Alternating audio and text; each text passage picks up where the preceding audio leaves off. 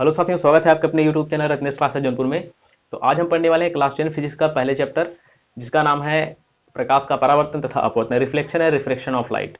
ठीक है, इसमें हम जानेंगे कि प्रकाश क्या होता है, प्रकाश का गुण क्या होता है, ठीक है, और प्रकाश स्रोत क्या होता है, और प्रकाश जो होता है किन किन परिस्थितियों में कौन कौन सी स्थिति मतलब कौन कौन सा गुण दर्शाता है। ठीक है, तो आइए देखते हैं प्रकाश क्या होता है।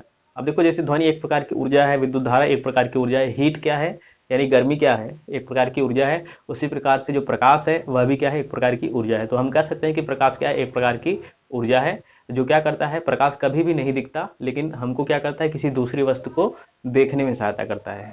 ठीक है, अगर कभी पूछा जाए कि प्रकाश कभी दिखता है कि नहीं, तो नहीं दिखता है और किसी भी वस्तु को देखने में सहायता प्रदान करता है। ठीक है, तो इसका डेफिनेशन क्या हो जाएगा, प्रकाश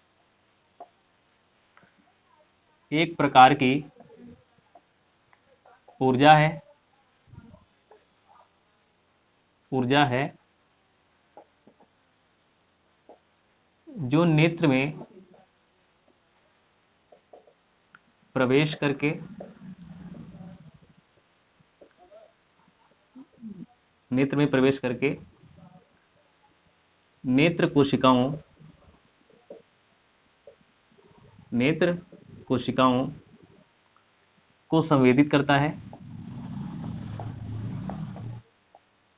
संवेदित करता है, जिसके कारण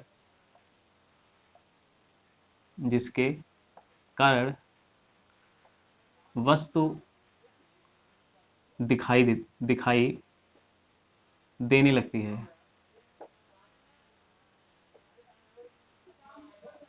ठीक है, ठीक है। अब हम देखेंगे कि प्रकाश का जो स्रोत होता है यानी कि प्रकाश कहाँ से उत्पन्न होता है, ऐसी कौन कौन सी चीजें हैं जहां से प्रकाश उत्पन्न होता है। तो प्रकाश के उत्पन्न होने का दो स्रोत है। ठीक है, एक होता है दीप्त स्रोत और एक होता है अदीप्त स्रोत।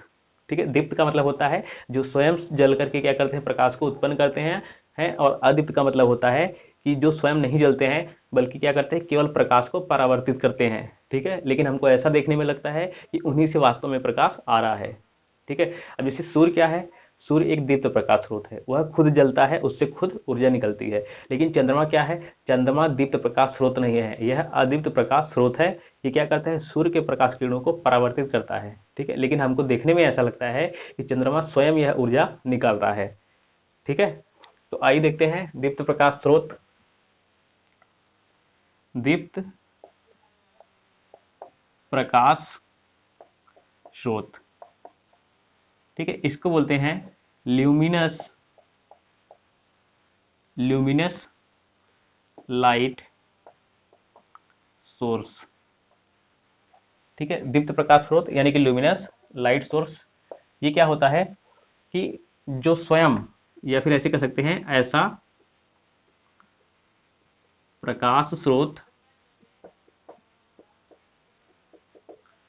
जो स्वयं प्रकाश उत्पन्न करता है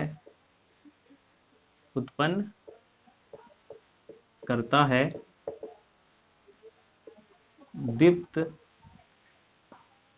दीप्त प्रकाश स्रोत कहलाता है।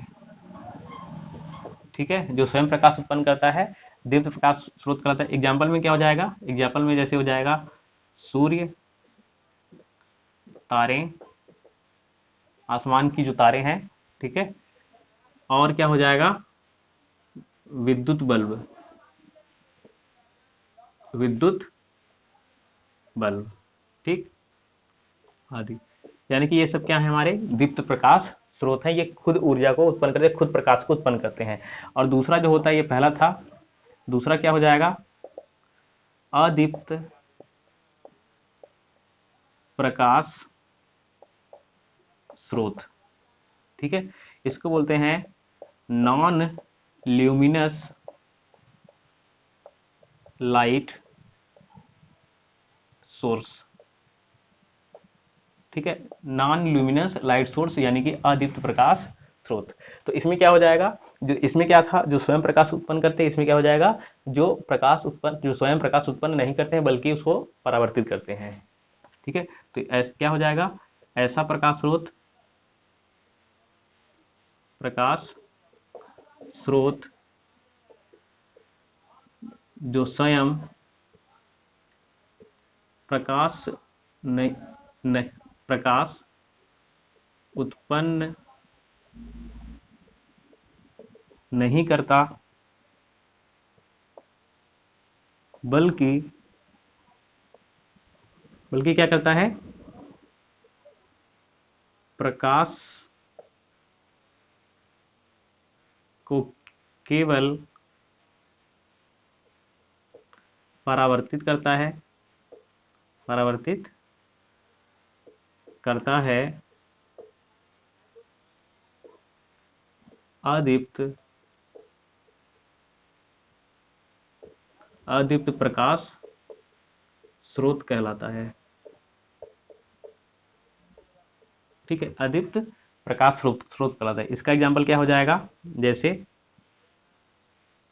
चंद्रमा,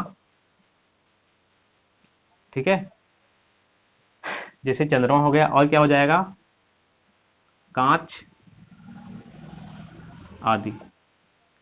ये सब क्या है, अगर इन पर प्रकाश पड़ता है तो ये केवल प्रकाश को परावर्तित करते हैं, लेकिन जब ये प्रकाश को परावर्तित करते हैं तो ये इनमें क्या होता है, एक चमक उत्पन्न हो जाती है, जिसके कारण ऐसा प्रतीत होता है कि प्रकाश इन्हीं से आ रहा है, लेकिन वास्तव में इनसे नहीं आता। यह केवल प्रकाश को क्या करते हैं, परावर्तित करके भेजते हैं। ठीक है, इसलिए इनको क्या कहा जाता है, अदीप्त प्रकाश स्रोत।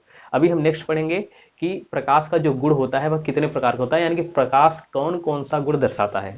ठीक है, अभी नेक्स्ट हम देखेंगे कि प्रकाश का गुण क्या होता है। ठीक है, प्रकाश कौन कौन से गुण दर्शाता है। ठीक, प्रकाश का जो पहला गुण है वह यह है कि प्रकाश क्या होता है, अदृश्य होता है। प्रकाश अदृश्य होता है, और प्रकाश अगर कभी पूछा जाए कि प्रकाश दिखता है कि नहीं दिखता है, तो आप कहेंगे कि प्रकाश अदृश्य होता है। वह हमें क्या करता है, किसी वस्तु पर जब पड़ता है तो वह वस्तु हमको दिखाई देती है, लेकिन प्रकाश खुद नहीं दिखता है। तो इसका जो पहला गुण हो जाएगा, ठीक, पहला गुण क्या हो जाएगा, प्रकाश अदृश्य होता है किंतु वस्तु पर पड़ने से वस्तु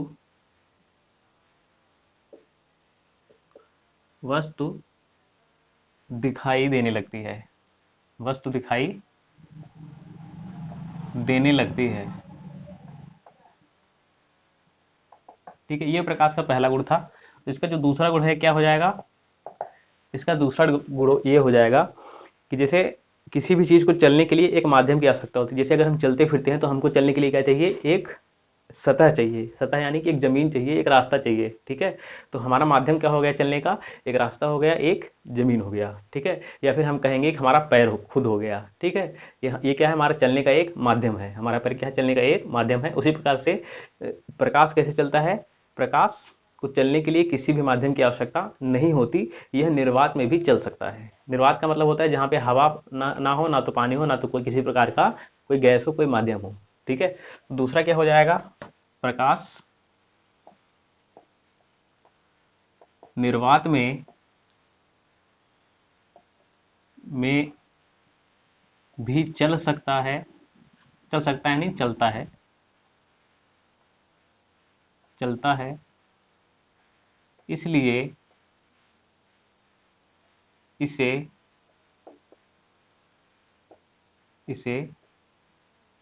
किसी माध्यम की आवश्यकता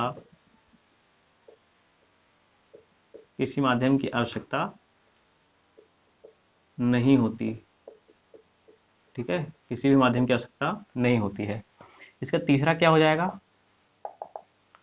ठीक है, दूसरा हो गया किसी माध्यम की आवश्यकता नहीं होती है।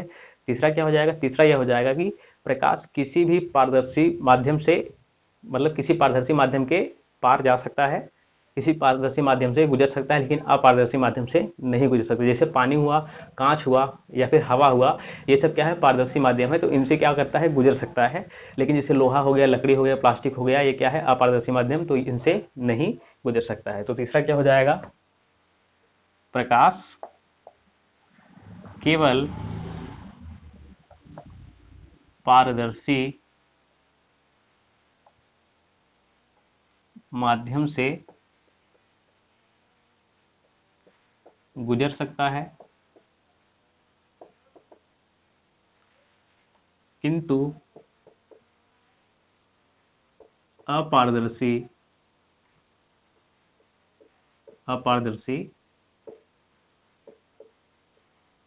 माध्यम से नहीं गुजर सकता।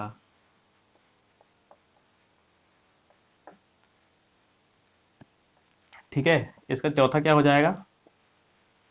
इसका चौथा ये हो जाएगा कि जो प्रकाश की किरण है यह तरंग के रूप में चलती है। ठीक है, सॉरी, तरंग और कण दोनों के रूप में चलती है। ठीक, इसका चौथा क्या हो जाएगा? चौथा ये हो जाएगी प्रकाश किरण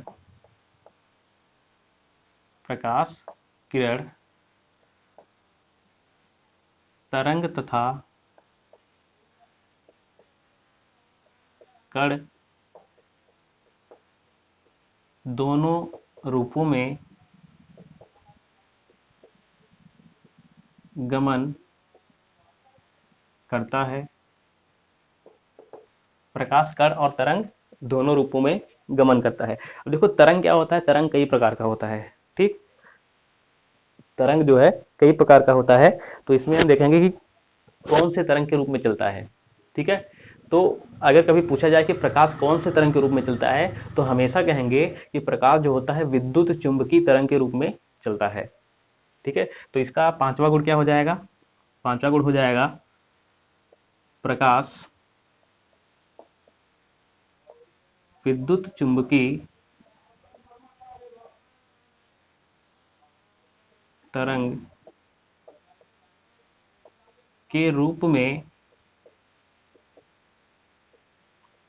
चलता है। प्रकाश क्या करता है? विद्युत चुंबकीय तरंग के रूप में चलता है। अभी हम देखेंगे इसका छठवां गुण क्या होगा। इसका छठवां गुण यह हो जाएगा कि प्रकाश की चाल क्या होती है। ठीक है, निर्वात में प्रकाश की चाल क्या होती है ये देखेंगे। इसका छठवां गुण है निर्वात में, निर्वात का मतलब होता है खाली स्थान जहां पे बिल्कुल भी कोई भी माध्यम नहीं है, यानी कि ना तो वायु है ना तो जल है। निर्वात में प्रकाश की चाल 3 × 10⁸ मीटर प्रति सेकेंड होता है।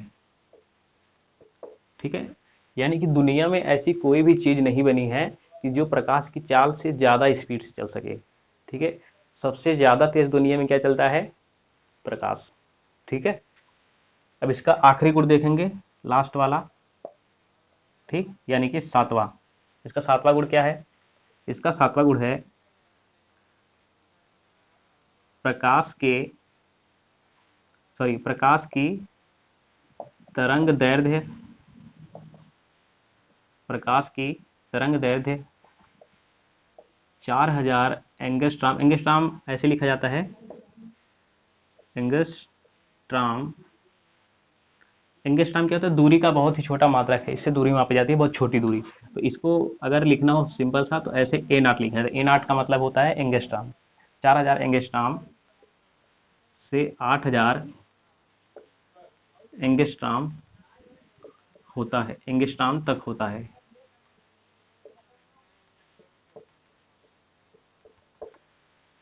ठीक है, तो ये हो गया प्रकाश का गुण।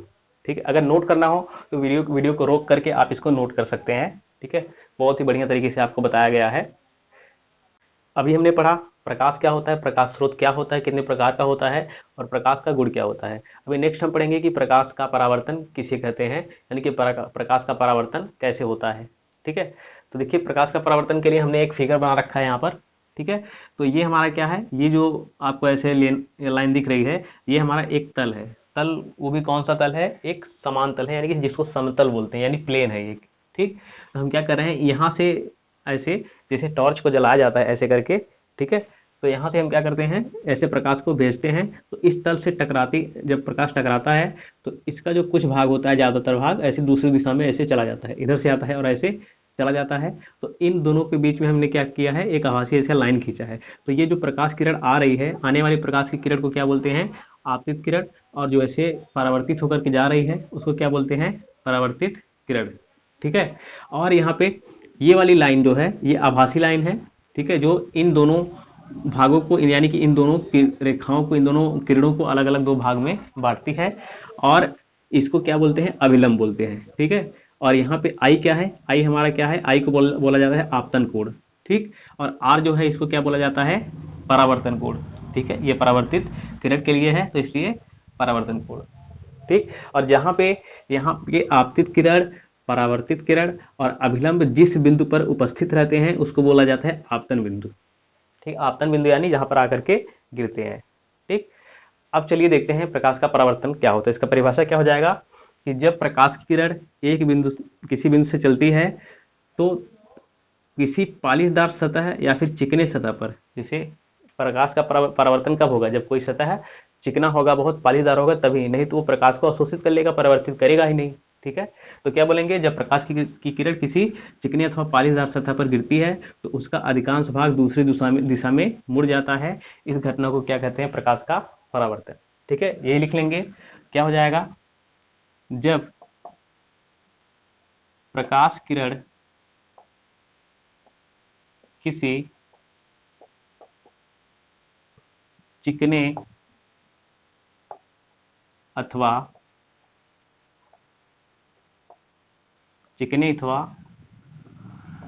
पालिशदार सतह पर पड़ता है तो उसका अधिकांश भाग दूसरी दिशा में मुड़ जाता है, ठीक है। अब देखो, चाहे मुड़ जाता हो कहो, चाहे परावर्तित हो जाता है ऐसे कहो, ठीक है, दोनों एक ही बात है। तो इस घटना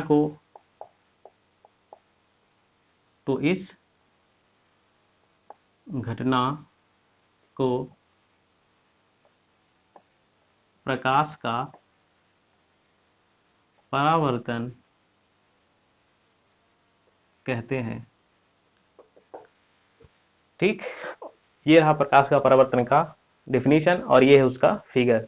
जब भी आपको प्रकाश का परावर्तन लिखना है तब आपको फिगर बना के लिखना है, ठीक है। या फिर आप इसका डिफिनीशन, इसका परिभाषा लिखने के बाद क्या करेंगे, इसका फिगर बना लेंगे, ठीक है। इससे आपका नंबर नहीं कटेगा, ठीक। अब देखो, जैसे प्रकाश का परावर्तन हो गया है, ठीक, वैसे प्रकाश का परावर्तन दो प्रकार का होता है। अभी इसके बाद हम बताएंगे, उससे पहले हम ये जान लेते हैं कि प्रकाश के परावर्तन के नियम कितने, क्योंकि हमारा ये फिगर बना हुआ है तो इसी से हम बता देंगे, ठीक है। अब देखो, ये वाला जो कोड है जिसको हम आपतन कोड कहते हैं, और जो हमारा ये वाला है आर यानी कि किधर गया, ये परावर्तन कोड कहते हैं। यानी कि जो हमारा आई है और आर है, ये दोनों क्या है, एक दूसरे के बराबर है, ठीक। तो परावर्तन के नियम में क्या हो जाएगा, देखो इसके दो नियम है। पहला नियम यह है कि आपतन कोण आई, ठीक, ये आई है ना, आई सदैव परावर्तन कोण स्मॉल आर के बराबर होता है, स्मॉल आर के बराबर होता है। इसको अगर लिखना चाहे तो ऐसे लिख सकते हैं, कोण आई बराबर कोण आर के, ठीक, ऐसे भी लिख सकते हैं। और इसका जो दूसरा नियम क्या हो जाएगा, दूसरा नियम ये हो जाएगा कि जो हमारा आपतित किरण है, परावर्तित किरण है, और ये जो अभिलंब है, ये कहाँ पे है, आपतन बिंदु पर मिला हुआ है, ठीक है। तो क्या कहेंगे, आपतित किरण, परावर्तित किरण और अभिलंब आपतन बिंदु पर, ये तीनों रेखाएं एक ही क्या है, प्लेन में है, यानी कि एक ही तल में है। ये दूसरा नियम हो जाएगा, ठीक है। दूसरा नियम क्या हो जाएगा, आपतित किरण कॉमा परावर्तित किरण तथा अभिलंब, ठीक। अभिलंब क्या है, ये है एन, अभिलंब आपतन बिंदु पर, आपतन बिंदु क्या है? ओ। ठीक, आपतन बिंदु पर तीनों एक ही तल में होते हैं। तीनों क्या करते हैं? एक ही तल में होते हैं। और यहाँ पर आपको दिख भी रहा है कि तीनों एक ही तल में है। तो ये रहा परावर्तन के दो नियम। ठीक है, इसके बाद हम देखेंगे कि परावर्तन कितने प्रकार का होता है। आपको भी इसे बता दे रहे हैं कि परावर्तन दो प्रकार का होता है, एक नियमित प्रकार का परावर्तन, एक अनियमित प्रकार का परावर्तन। ठीक, तो अगर इसको नोट करना है तो वीडियो को रोक करके आप इसको नोट कर सकते हैं। उसके बाद आपको परावर्तन के प्रकार बताया जाएगा। अभी नेक्स्ट हम देखेंगे कि प्रकाश के परावर्तन कितने प्रकार के होते हैं। तो दो प्रकार के मुख्यतः होते हैं, पहला है नियमित परावर्तन, दूसरा है अनियमित परावर्तन। तो पहले हम ये जान लें कि नियमित परावर्तन क्या होता है। ठीक है, देखो, जब प्रकाश का परावर्तन जहां से होता है, जिस सतह से होता है, अगर वो सतह हमारा समतल है यानी कि प्लेन है, तो ऐसा प्रकाश का परावर्तन क्या कहलाएगा? नियमित परावर्तन। ठीक है, इसमें से जितनी भी किरणें आएंगी सभी क्या होंगी? समान कोण से परावर्तित होंगी। ठीक है, अब जैसे ये हमारा जो तल है ये क्या है? एकदम प्लेन है, समतल है। तो यहाँ से जो भी प्रकाश किरण ऐसे गिरेगी वह जितने कोण से यह जाएगी, तो दूसरी प्रकाश की किरण भी उतने ही कोण से मुड़ेगी, तीसरी भी और चौथी भी उतनी ही एंगल से, उतने ही कोण से परावर्तित होगी। ठीक, तो क्या हो जाएगा? नियमित परावर्तन। ऐसा परावर्तन, ठीक है, ऐसा परावर्तन जिसमें परावर्तक तल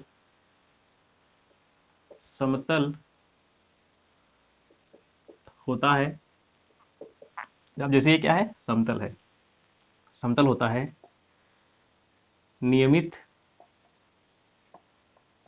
परावर्तन कहलाता है। ठीक, ये नियमित हो गया, नियमित परावर्तन। अभी हम देखेंगे अनियमित परावर्तन क्या होता है। अनियमित परावर्तन, इसको बोलते हैं इर्रेगुलर रिफ्लेक्शन। ठीक, ये पहला था, ये हो जाएगा दूसरा। ठीक, अब देखो इसका फिगर हम मिटा दे रहे हैं। ठीक, इसका फिगर हम मिटा दे रहे हैं। अब देखो अनियमित परावर्तन क्या हो जाएगा? अनियमित परावर्तन क्या हो जाएगा? अब जैसे अगर कोई तल हमारा क्या है? खुरदरा है, इस प्रकार से, खुरदरा इस प्रकार से, ठीक है, ऐसे है, ये हमारा तल है जो कि खुरदरा है। अगर किसी खुरदरे तल से प्रकाश का परावर्तन होता है तो ऐसा परावर्तन जो है अनियमित परावर्तन कहलाएगा। अब इस प्रकार से इसे बना लेंगे इसको।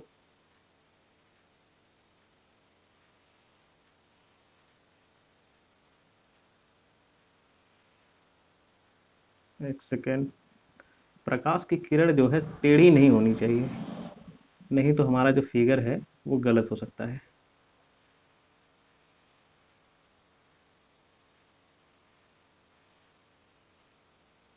ठीक है, अब देखो ये हमारा क्या है? खुरदरा है, ऐसे खुरदरा तल है, तो इसमें जो भी प्रकाश की किरण आ रही है ये इतने दूरी से जा रही है, और ये जो है एकदम से फैल के जा रही है, और ये जो है ऐसे आ रही है और वापस से ही अपने रास्ते में चली जा रही है, और ये वाली क्या आ रही है? ये बहुत छोटे कोण से मुड़ जा रही है, तुरंत मुड़ जा रही है। ठीक, तो यहाँ पे जो परावर्तन होगा कौन सा होगा? अनियमित। ठीक है, यानी कि कहीं से भी हो जा रहा है क्योंकि तल खुरदरा है। तो ये क्या हो जाएगा? ऐसा परावर्तन जिसमें परावर्तक तल खुरदरा होता है। ठीक, खुरदरा होता है, अनियमित परावर्तन कहलाता है।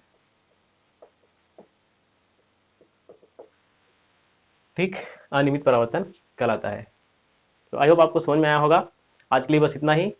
और जैसा कि आज 14 अप्रैल है, ठीक है, इस दिन पूरा देश जो है या फिर कह लें पूरा विश्व जो है बाबा साहब अम्बेडकर की जयंती मनाता है, जो कि बहुत ही बड़े विद्वान थे। तो उनका एक ही उद्देश्य था कि हमारे देश के लोग जो भी हैं वो शिक्षित बने, संगठित बने और संघर्ष करें, यानी कि शिक्षा को सर्वश्रेष्ठ रखना है। इसलिए पढ़ते रहिए और आगे बढ़ते रहिए। आप सभी को अम्बेडकर जयंती की ढेर सारी शुभकामनाएं।